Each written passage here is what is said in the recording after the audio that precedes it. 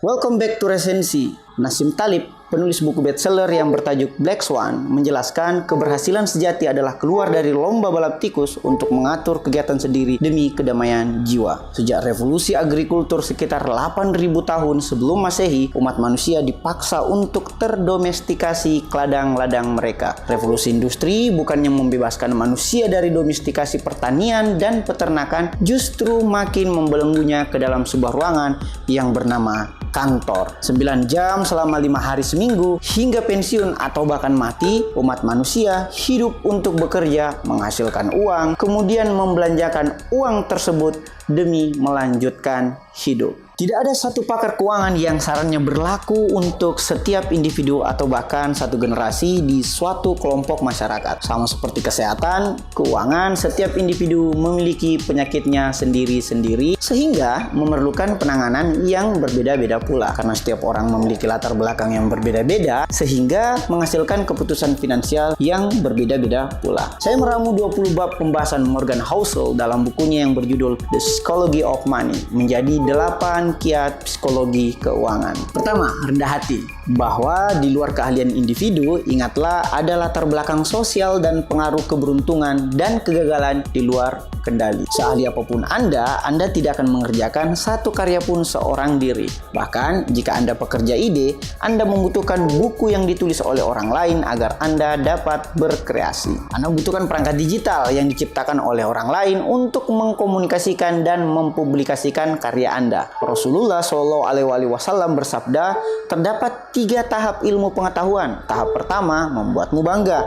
Tahap kedua membuatmu merasa rendah hati. Tahap tertinggi membuatmu merasa tidak mengetahui apa-apa. Kedua, qanaah atau merasa cukup. Apa yang membuat seorang koruptor melakukan kejahatan korupsinya? Apalagi kalau bukan serakah. Seperti kata Gandhi, dunia cukup untuk memenuhi kebutuhan seluruh umat manusia, tapi tidak cukup untuk memenuhi nafsu satu orang manusia serakah. Ambil apa yang menjadi hak Anda dan lupakan hasrat untuk mendapat lebih. Lalu, bagaimana jika apa yang kita hasilkan lebih banyak dari apa yang kita butuhkan? Inilah kiat ketiga, yaitu menabung.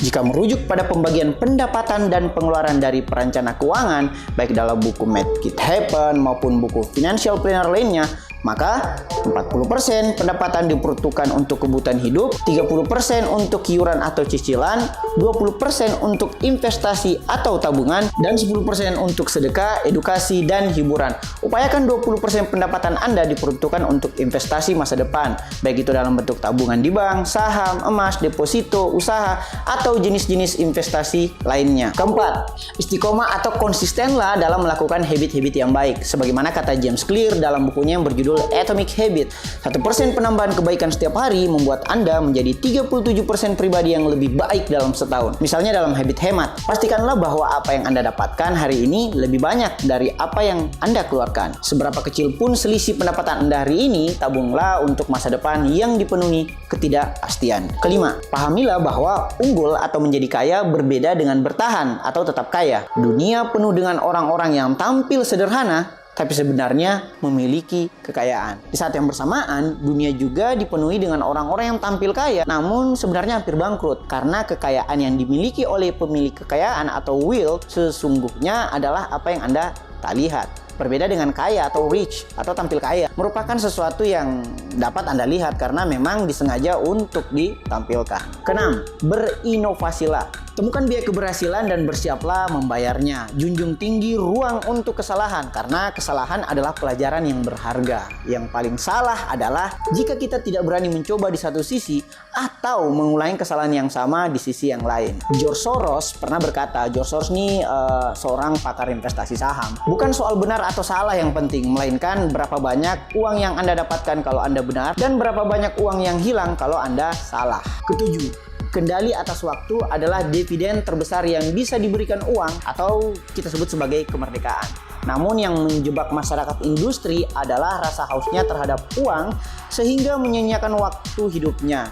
kesehatannya, atau bahkan orang yang dicintainya. Seorang pekerja pernah ditanya, untuk apa kau banting tulang mencari uang dengan begitu kerasnya? Jawabannya adalah agar saya bisa hidup santai di masa tua bersama keluarga di halaman belakang rumah. Lalu untuk apa kita mendambakan hal tersebut di masa depan jika hal itu dapat dilakukan hari ini? Seorang bijak berkata, kemerdekaan sejati adalah bangun pagi tanpa harus tertekan oleh apapun dan siapapun, sembari melakukan apa saja yang diinginkan. Hasan Basri juga pernah berkata, hari-harimu adalah hidupmu. Jika sebagian dari harimu berlalu, maka sebagian dari dirimu telah berlalu. Hiduplah bahagia hari ini. Nah, yang terakhir atau tips yang ke-8 dalam psikologi keuangan ini adalah hidup sederhana dan jangan pamer. Tak ada yang lebih terkesan dengan harta Anda dibandingkan Anda sendiri. Ketika Anda membeli barang mewah, Anda ingin dikagumi. Padahal daripada menghabiskan banyak uang membeli barang mewah, mengapa Anda tidak membeli rasa hormat tersebut dengan rendah hati, empati, dan kemurahan hati lainnya? Untuk merangkumnya, ke-8 kiat psikologi keuangan tersebut berisi kiat bertahan dan kiat menyerah. Kiat bertahannya lebih banyak, yaitu rendah hati, merasa cukup, menabung, konsisten melakukan habit finansial yang baik atau hemat, kendalikan waktu Anda, tampil sederhana, dan jangan pamer. Sementara kiat menyerahnya hanya satu, yaitu berinovasilah. Ada pertanyaan?